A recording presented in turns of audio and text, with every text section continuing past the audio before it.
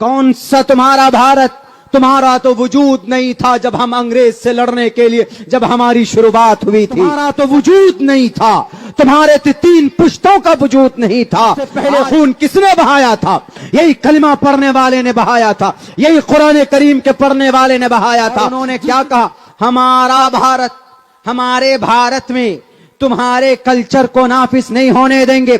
कौन सा तुम्हारा भारत, तुम्हारा तो वजूद नहीं था जब हम अंग्रेज से लड़ने के लिए जब हमारी शुरुआत हुई थी।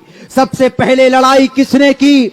बताइए ना। आसाम के जनाब स्वामी जी, आसाम के स्वामी जी माने जाते हैं वो। अगर मेरी ये तकरीर उनकी कानों तक पहुंचे तो बेटे आप जवाब बनाकर वीडियो के जरिए से मुझे इरसाल करना, मुझे भेजना। मेरा नंबर चाहिए तो मीडिया वालों से मिल जाएगा। बताओ तुम्हारा ये भारत कैसे है? सबसे पहले अंग्रेज से मुकाबले के लिए कलकत्ता के अंदर उनके ऑफिस को तोप लगाकर तोड़ने वाला अगर कोई था तो उसका नाम अली वर्दी खान था, मुसलमान था। 1755 के अंदर उसके बाद उनका इंतकाल होता तो 1755 में 1757 के अंदर तो उनके नवाब सिराजुद्दौला मैदान में नजर आते। उसके बाद जरूरत पड़ती है तो लड़ाई के लिए तो 1799 में इस देश का शेर मुजाहिद फतेह अली खान टीपू सुल्तान वो मुकाबला करता। तुम्हारा तो वजूद नहीं था, तुम्हारे 3 पुश्तों का वजूद नहीं था। आज जिनके जरिए से तुम इस देश में दावा करने की बात करते हो, हमारा भारत, हमारा भारत, कौन से भारत की बात?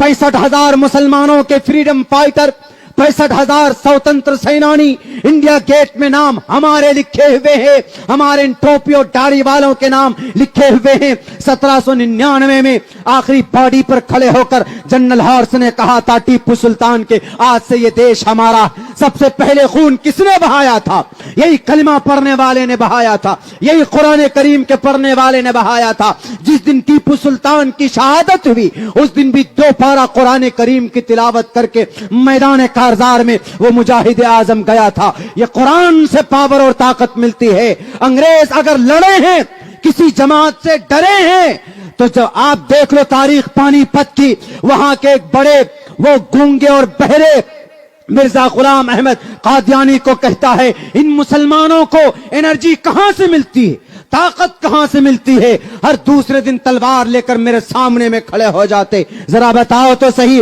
उन्होंने कहा कि इनके बीच में जब तक कुरान है, इनके सीनों में जब तक कुरान की मोहब्बत है, दुनिया की कोई ताकत ना तो इनको झुका सकती है न इनको डरा सकती है। हम इन कुरान की ताकत को लेकर आगे बढ़े थे, तभी जालिम अंग्रेज का खात्मा इस देश से हमने किया था।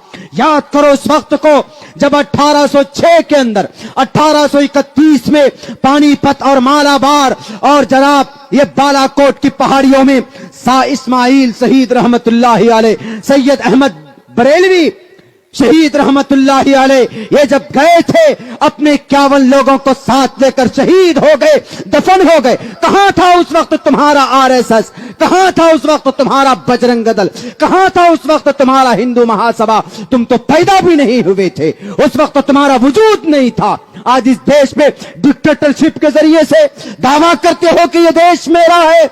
उस वक्त कहां गए थे जब 10,000 उलमाए किराम को गाय के खाल में बांधकर आग के हवाले किया जाता था? टॉमसन की रिपोर्ट उठाकर पढ़ो। उस वक्त तुम्हारा वजूद कहां था जब 1857 में शामली की जंग लड़ी गई थी?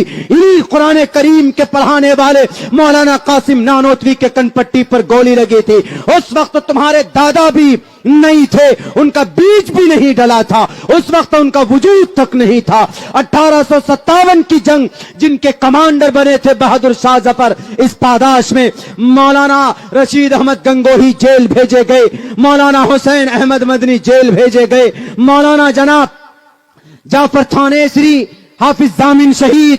मैं नाम गिनाऊंगा तो अभी बहुत लंबा वक्त लगेगा, लेकिन मैं कहना चाहता हूं उस बेजुबान बेलगाम घोड़े को कि वो बोलता हमारा भारत, हमारा भारत। कहां से तुम्हारा भारत है? मिल गया।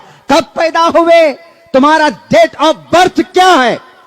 तुम्हारा डेट ऑफ बर्थ है 1925, जब इस देश में सब कुछ नॉर्मल हो चला था आहिस्ते आहिस्ते। सारी जंगें कौन लड़ी?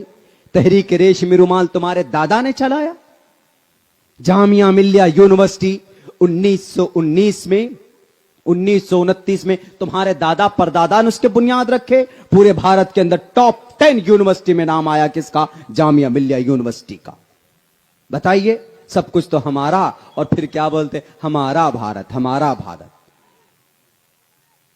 जिस वक्त मौलाना उलमाए किराम कहां थे? जजीरा अंडमान निकोबार, काला पानी की सजा वहीं होती थी ना, वहां थे। तो उस वक्त तुम्हारे गुरु कौन, जिन्हें बोलते हो वीर सावरकर? वीर तो नहीं था वो, बुजदिल था वो। इसलिए बुजदिल था चूंकि इस देश के दुश्मन अंग्रेजों को 303 खत लिख चुका था वो। क्या कि sir, I want to surrender, I want to follow you, आप हमें हुक्म दीजिए, हम आपकी बात मानेंगे। आई विल बी सर्वेंट, मैं आपका गुलाम बनने के लिए तैयार हूं, हमें माफ कर दीजिए। जेल से लिखा, जेल से। अब वहीं पर देखो मौलाना अबुल कलाम आजाद रहमतुल्लाहि अलैह जेल में बंद हैं। बीवी का इंतकाल होता है, खबर पहुंचती है कि 3 दिन के लिए आप जा सकते हैं, जाइए। उन्होंने कहा कि भीख में मुझे तुम्हारा 3 दिन नहीं चाहिए। कहा कि बीवी का इंतकाल हुआ है, कहा कि बीवी का इंतकाल हुआ है, सबको जाना है, सबका इंतकाल होना है। आई डोंट नीड, मुझे जरूरत नहीं है, बीवी से नहीं मिलेंगे, आखिरी अंतिम दर्शन नहीं करेंगे। उन्होंने कहा कि इसकी भी जरूरत नहीं है। फिर कहा कि हौज़े कौसर पे मुलाकात हो जाएगी। किस लिए? इसी भारत की आजादी के लिए। हमारा है यह भारत, तुम्हारा नहीं है। हम थे जब तो 27% जीडीपी थी, और आज आप आए हो इख्तिदार में तो कितनी जीडीपी है? 3%। लो जनाब, सब कुछ को बेच दिया।